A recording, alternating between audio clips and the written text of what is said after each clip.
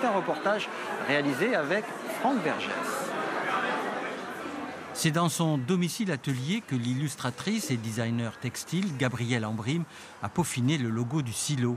Une poulpette comprenait un poulpe féminin pour coller à la thématique du salon Femmes et Paroles.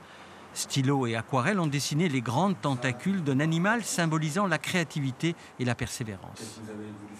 J'ai travaillé ses yeux avec des longs cils, je lui ai mis des petites écailles comme du maquillage un petit peu sous les yeux, je lui ai fait une coiffure un petit peu avec des chignons et j'ai mélangé en fait une longue chevelure dans les tentacules du poulpe pour lui donner un aspect féminin.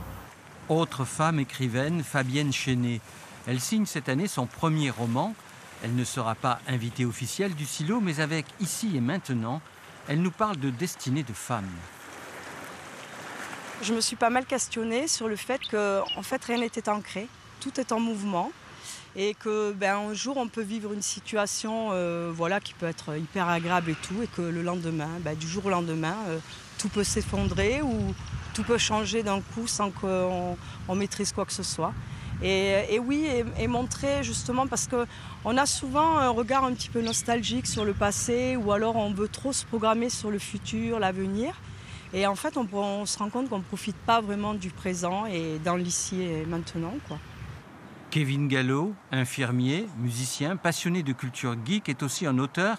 Il est le lauréat de la résidence d'écriture de la province Sud. Avec Le secret de Keane, il signe un livre de mystère paru chez Humanis. Keane est un vieil ermite qui vit dans un pays qui lui est complètement étranger. Il est arrivé dans ce pays il y a très longtemps.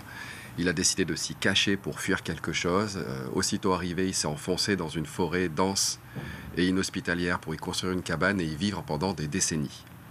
Donc pour fuir quelque chose, mais aussi pour s'entraîner à un art magique qu'il maîtrise depuis assez longtemps. Une magie qui permet de manipuler l'espace et le temps. Et il arrivait à un tel degré de maîtrise qu'il arrive à manipuler le temps de sorte à retarder sa vieillesse, voire à la stopper. Gabrielle, Kevin et Fabienne, 3 jeunes auteurs. Ils ont la littérature locale à cœur et nous ferons partager leur passion très prochainement.